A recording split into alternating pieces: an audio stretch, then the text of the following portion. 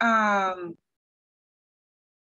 yeah, if anyone's just joining and you wanted to throw your name, pronouns, and location in the chat, just so we can all get to know each other a little bit, that would be great. And I think that we are going to go ahead and get started. It's 5:07 here on the West Coast. So we wanted to hold this event to give some context to folks about an effort that's been going on in California to basically to prevent transfers to ICE of community members who are being released from jails and prisons, and who have done their time, and then instead of being able to go home and be with their families and be with their communities, a lot of people are getting sent into ICE detention. So we wanted to hold this letter writing event to highlight both this general effort, and so that we can write letters advocating for pardon. So I'm going to turn it over to one of our community partners from the ICE Out of California Coalition, and she's gonna be speaking about the Vision Act, which is a bill in the California State Legislature. So we have Sarah Lee speaking to us. She is the daughter of Chinese migrants from Hong Kong, Venezuela, and Canada. And for the past 5 years, she has organized with immigrant, faith, and API communities at the intersection of criminal justice and immigrant rights. She currently works at Advancing Justice Asian Law Caucus as a community advocate in the Criminal Justice Reform Program, leading campaigns such as the Vision Act, or AB 937, to disentangle law enforcement from ICE. So she's just going to speak to us briefly about what the Vision Act is and the coalition's efforts. So thank you, Sarah. Thanks so much, Catherine. Hi, everyone. My name is Sarah Lee. Thank you for that introduction. And I was able to change my background in time for all of you to see a little bit about the Vision Act, AB 937, which is a bill authored by Assembly Member Wendy Carrillo. And I'm so glad to be here to be able to speak to everyone here at CIRU for Solidarity. CIRU for Solidarity has already supported the Vision Act in so many ways, and I really appreciate everyone's efforts here. As Catherine mentioned, this bill is so important, and many of y'all may be impacted yourselves or have loved ones impacted by ICE transfers. But currently in California, immigrants and refugees are treated differently than everybody else when they have served their time in jail or prison. And what that looks like on the ground is that when a community member has been granted release by the parole board, they have served their sentences, they've got commutations, or otherwise found eligible for release, what happens is on the day of their release, on the day that they're supposed to restart their reentry plans, the day that they're supposed to reunite with their loved ones, they are immediately handed to ICE inside the jail and prison. So they have no opportunity to actually reunite with people that they've been hoping to reunite with. And this kind of direct transfer is something that's completely voluntary. Sheriffs, our local jails and our state prisons do not have to work with ICE and coordinate with them for this direct ICE transfer. These transfers often amount to what we call a double punishment, because just based on someone's arbitrary place of birth, they are sent immediately to ICE detention and often summarily deported. Because as many of you all know, immigrants are not afforded or guaranteed an attorney to fight their cases. And so oftentimes without that legal counsel, many of our community members are immediately deported to countries, some people who have never set foot in because they fled as refugees or fled when they were children. So our hope is in passing the Vision Act, a world with the Vision Act is a world where people are reunited with their families, a place where people can restart their reentry plans and give back to the community, and a place where they can fight their immigration cases at home. So they are afforded that legal counsel and have a much higher chance of actually winning their case. So that's a little summary of the Vision Act. I think people may be wondering, I heard about the Vision Act last year. Where is it at now? And so, yes, the Vision Act was launched last year in 2021. This year, it became a 2-year bill because it was stuck on the Senate floor last year. And we just needed 3 more votes last year to get it off the Senate floor. It passed through the Assembly and basically is right parked in the Senate. If we can get a few more votes in the Senate, it will go through this quick process in the Assembly, and then it will be at the governor's desk. So we're very, very close, and we just need a few more senators. I can put the name of the senators that we need in the chat too, but I think you can stay tuned through Syria for Solidarity for how folks can call their elected officials to support the Vision Act. But for now, I'll just pause there in case there's any questions or comments around the Vision Act.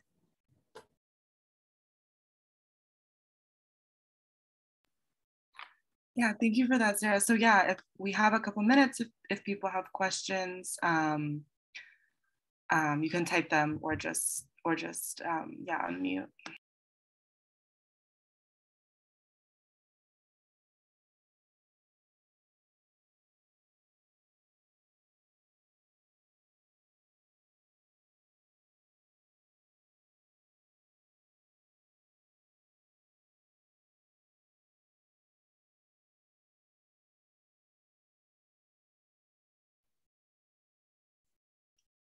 Can we go back to the screen and see everybody? Yeah, okay, great. Thank you.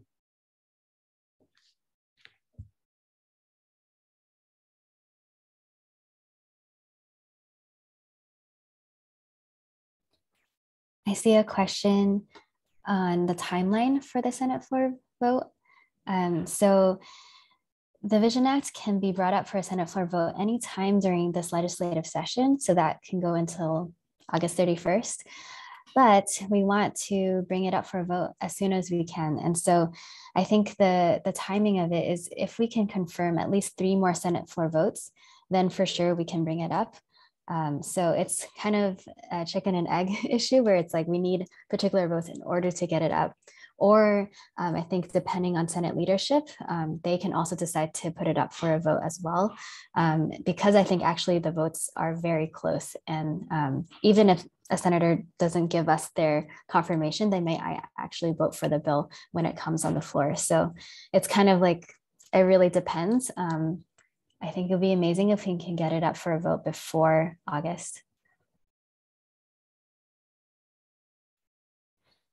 Yeah, I see a question around the strategy to move the last 3 senators. So I'm going to put on the chat who some of the senators are that need to vote on the Vision Act. Here's the full list.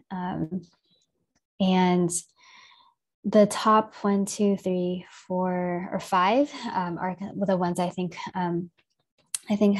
have a chance to vote for the Vision Act based on their past voting records. But one of the biggest important things to move the bill is getting as much local support as possible. And so obviously, senators really care about what their constituents and even local elected official care about. So if there is a city council member in one of these senators' districts that are sympathetic, getting their support for the Vision Act is helpful. If there is a supervisor that is in one of these senators' districts, getting their support would be really helpful.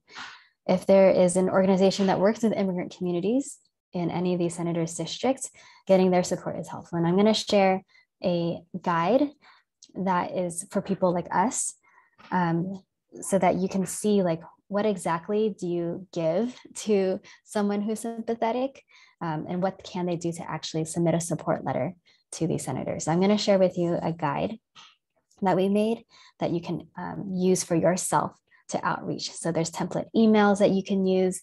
There's sample support letters. So hopefully this guide I'm going to share in a second will be helpful for that.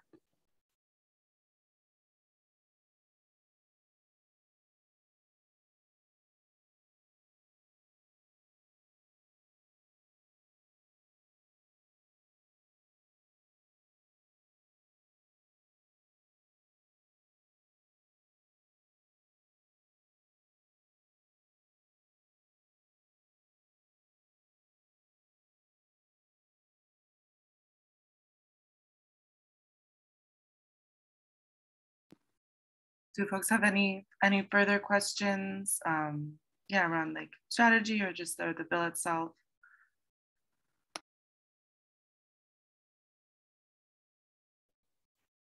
Can I ask a question for the group?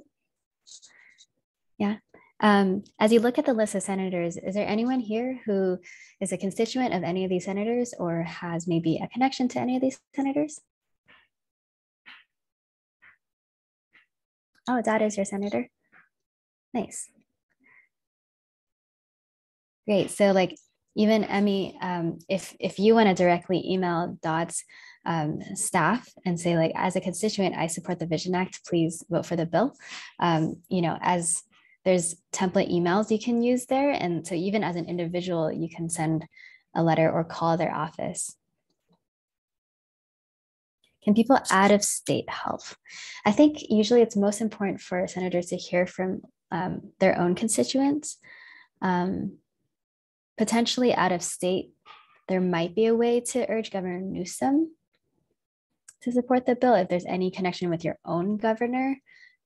I know that Washington State and I think it was Illinois also have like their own version of the Vision Act. So depending on where you're at, there might be some strategy there. But I would say focusing on my constituents and folks in California. Yeah.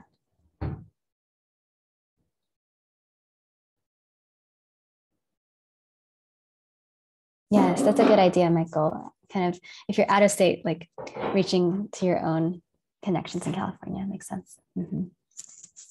Yeah.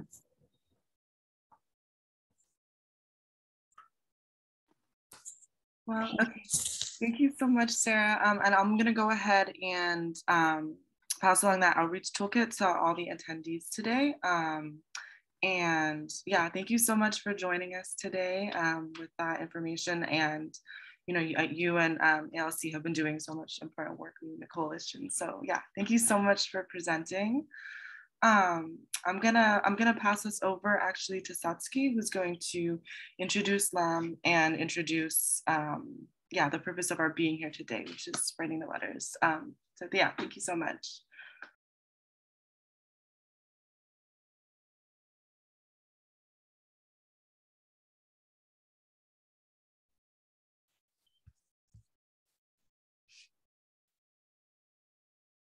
Thank you, Catherine. Thank you, June. Thanks for the organizing committee for bringing this together. I have to get close enough to be in. Okay. And thank you for everyone taking the time to join us today. I want to introduce my friend Lam Lei, and a member of Tsudu for Solidarity.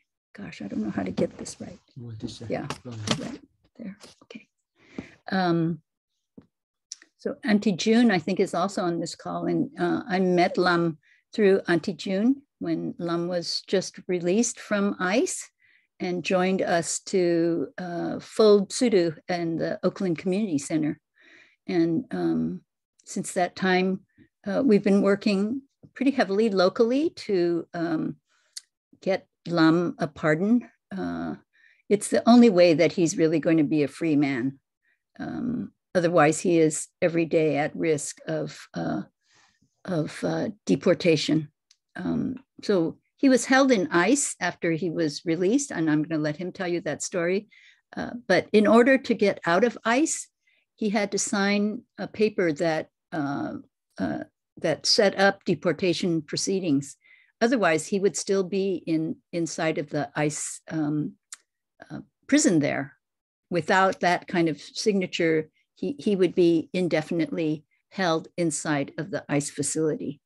So it's been 2 years now. Is it, Lam? Is it Yes, 2 years? 2 years. 2 years? 2 Yeah. years, 3 months. And he has been working hard. He's just been notified that he got early release from his parole officer and can now travel outside of 50 miles and doesn't have to be under surveillance on a regular basis. So he's taking steps. He's working full time, working hard, working overtime. He's very self-sufficient now and just a great, wonderful contributing member of our society. So thank you very much for joining us today. I'm going to let Lam tell you about his day of being released from San Quentin. Hello, everyone, to show up to support me all this time. I will thank you very much, each one of you. And I've been support for the last 2 years. Ever since I came out. Actually, I've been locked up for long, and the day I got released from San Quentin is on October 16. And I changed up on my street clothes to parole, and I was a happy cat, you know. And I hope that the ICE don't come to pick me up on that day. So if they don't, I'll be free man. But in the end of the day, they come with the ICE officers, 2 of them, and they pick ICE. So they picked me up and they told me, now you gotta take up your clothes, street clothes out again, and put the county jail clothes back in. And when I heard he say that, I be like, damn, I gotta go through all this situation again, and I don't know what to go try to do to me. So they told me put back the county jail jumpsuit and take off the street clothes and take me back to the ICE detention and go through the process, fingerprint, give information, name, and go through all night until at like 2 o'clock. Like 11 o'clock to ride me all the way to Yuba County for detention for the ICE. I stayed there all night, go through the process again, cold and hungry and thirsty.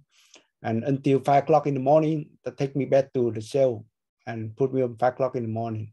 So I've been there. So the next week, they set me up to go to the court for side for the deportation. If I don't sign it, I will stay there and have the right to file, to go to court over again. And one of my lawyer, he come and visit me, and he say, you have to sign it. If you don't sign it, you will stuck in detention for many years.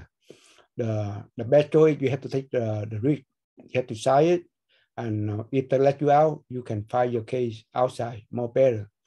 If you don't sign, you will stay in there for like 3 years. I see a lot of people don't want to sign the paper. They're still stuck in there for 2-3 years.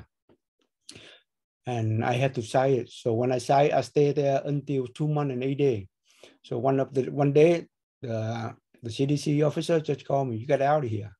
I said, like, what? He said, you get out of here. I was so happy. I just dropped my stuff, get my legal paperwork. The rest, I just put all behind. I just ran out the door. He said, no, you got to go through the process again. You got to change your clothes, sign up, take the picture again. And like, I go through like that, like 4 hours, 3-4 hours before they let me go. So Lam, can you share what will happen if you get deported? What would your life be like if you got deported? If I get deported, I've been away. I left Vietnam when I was 12 years old. I've been in the United States like this year, be 43 years. And if I deport, I don't know nobody no more. And I feel look like I came back with an empty hand. I feel embarrassing. I feel shame. You know, when I left Vietnam when I was 12 years old, and now I came back to the country that I was broken. Even now I'm free man, but I have to go through and face with the situation again. Go to apply the ID, wherever they tell me, and with nobody, no re-entry like over here. We have a lot of re-entry. You can sign up for help for providing, but go back to Vietnam. They look at you like you left the country, you traitor, and now you came back with with all the criminal record and with emptiness. Make you feel embarrassing. You shame, and I don't know what licked me after that, but I feel like even I had to go check in with them. Same thing with over here. I'm on parole. I gotta check in whenever they want me to check in, and I have to go through all that process again. What about job? And job, man, I came back there. What you have to help me. I see one of my friend been deported back. It take him all this time to get the ID without no job or nothing. Only he get it from his family sending him money or friends sending him to support him, but he's still unemployed. And I look at if I would put in same situation like him, I go back there. I have to go through like him to apply the ID and all that, and I don't know what's coming. And it makes me feel worried. Yeah, I worry because I've been away for so long, and now came back with broken all film, no jacket, empty hand. Feel ashamed, I feel a lot of shame. I feel shame that sometimes I feel that, man, I wish that is when to go ending, when I'm going to try to start my life over again. Because life too short to live. Right now, I've been like 54 years old. I've been locked up for 30 years. And now I go back and just, I just finally got discharged from my parole. So one of the things is a good thing for me. I'm so happy. My parole officer, he said that you were doing good. Everything you've been out, you work on yourself, you earn it. So now we give you a discharge. And I was like, man, thank you very much. He said, no, you earned it, Lam.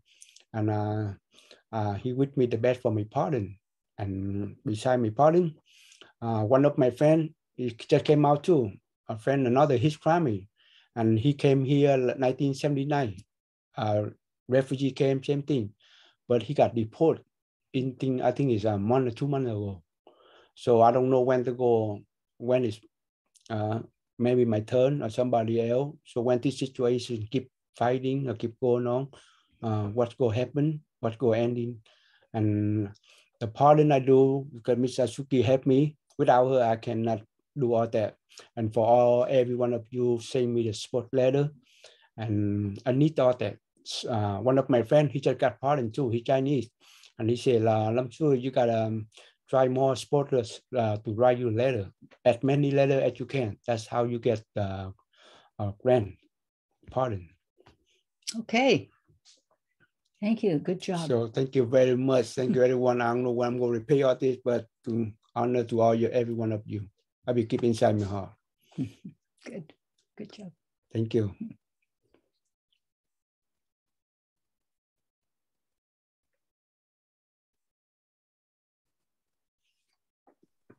Thank you. Thank you so much for sharing that story. Yeah, and thank you. Yeah, thank you so much for being here and sharing that with us. I'm going to pass it over to June, and they are going to explain how we are actually going to write these letters of support for them. So yes, June, if you want to take it away.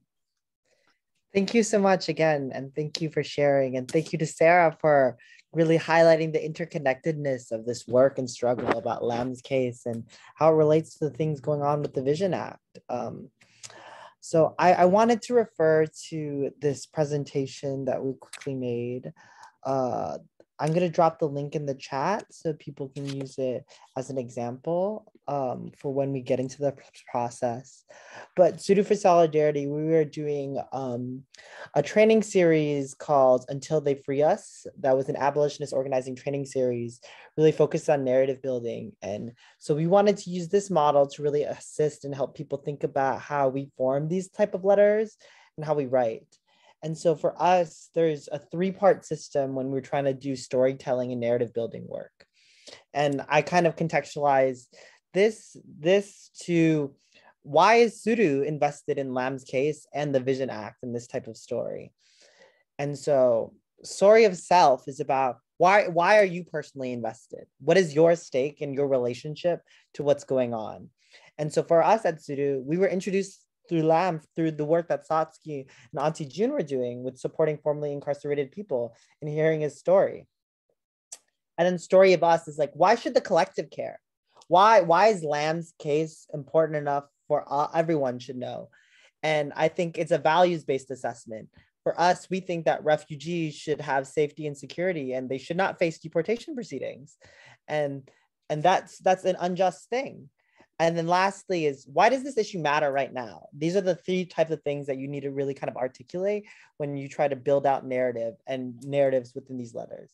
And the timeliness of this is Lam and other immigrants and refugees are at risk of deportation, and they have been transferred to ICE through the collaboration between California Department of Corrections and ICE. And this interworking of the carceral state is problematic. And all these deportations are unjust because no deportation is just. And so this is how you can easily build out a narrative for this type of work. And then the narrative that we kind of build out by truly articulating these three pillars that we try to articulate at Suru is this type of narrative then.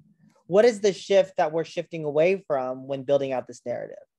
We're really trying to articulate that the United States creates these conditions of disposability, these conditions of violence. They criminalize migrants and refugees. And we're not here to create exceptional people. Lam is a great person, and that's amazing. But just because a person is great does not mean that they shouldn't be deported. For us, it's larger than that also. We don't want to reproduce the good versus bad immigrant binary, but rather through examining the systemic conditions of Lam's story that we were hearing, that his migration story, his story of refugeehood really tries to unsettle that. And really that his case is not exceptional, but rather it's the conditions that the United States has systematically placed on migrants and refugees. That the criminalization system or the intersections of the criminal legal system and the immigration system has really tried to position migrants as disposable and wants us to operate like their lives don't matter and they can just be deported at any point or be detained and suffer forms of state-sanctioned violence. And for us, that's unjust and needs to be stopped. And so when thinking about that, that's kind of the narrative that we are thinking about at Suru when trying to build out, or at least when I'm trying to build out within this type of work. So then how does that translate into a letter? You know, like, you're like, okay, this is a lot of talking, June, shut the fuck up. But here's an example letter now of how you can easily transition this type of format of this three-part system into a letter. And I made an example that you can see in the slide deck I shared, or you can just view to here. So when writing these letters, we're preferring physical correspondence in the sense of that Gavin Newsom has to, his constituent's office has to demarcate and note that they have received that correspondence and respond back to you. But not only that, we're suggesting that you can write your physical letter and mail it out. And we're asking for folks to send an email through the portal that the Newsom, the governor portal, to send that additional message. So within this, there's the three-part system of yourself. Who are you? Why are you writing this letter? My name is, if I was writing this, it would be, my name is June. I'm based in where I'm based in New York City. And I'm writing this letter because of my values-based assessment and my support for Lam. And then the story of us is about, why does Lam's case and story matter? And then the story of now is why is it necessary for us to write about this now?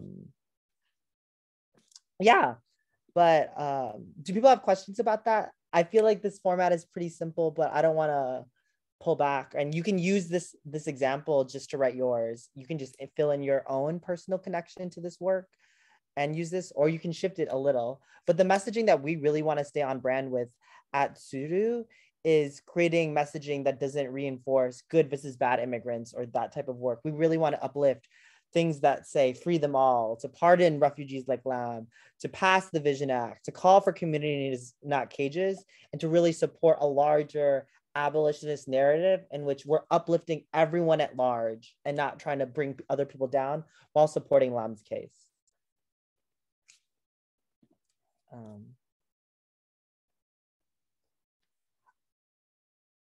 I think any letter of support is effective, but it's more particularly effective, Barbara, from constituents of California, because he's accountable to you.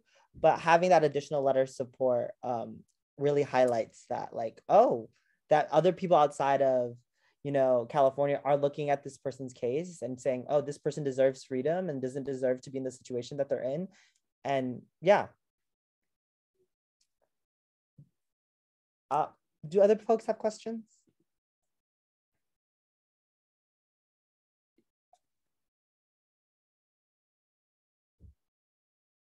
About this format or process?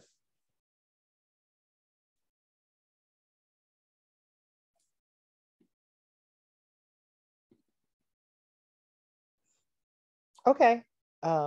With that being said, I'm going to pass it over to Casey, because within these letters, we wanted to do something culturally specific and something that's really adherent and grounded to the mission and vision of Suru, is that we wanted to introduce people or tell people about how to, you know, fold Suru, because we were thinking that something that can kind of distinguish us within these type of letters is attaching Suru within these mail envelopes to see, oh, wow, that's kind of cute, you know, like, okay, these people go off, you know, they're attaching cute little Suru within these letters to highlight, you know, another level of the work that we want to do, connecting this type of organizing to arts organizing.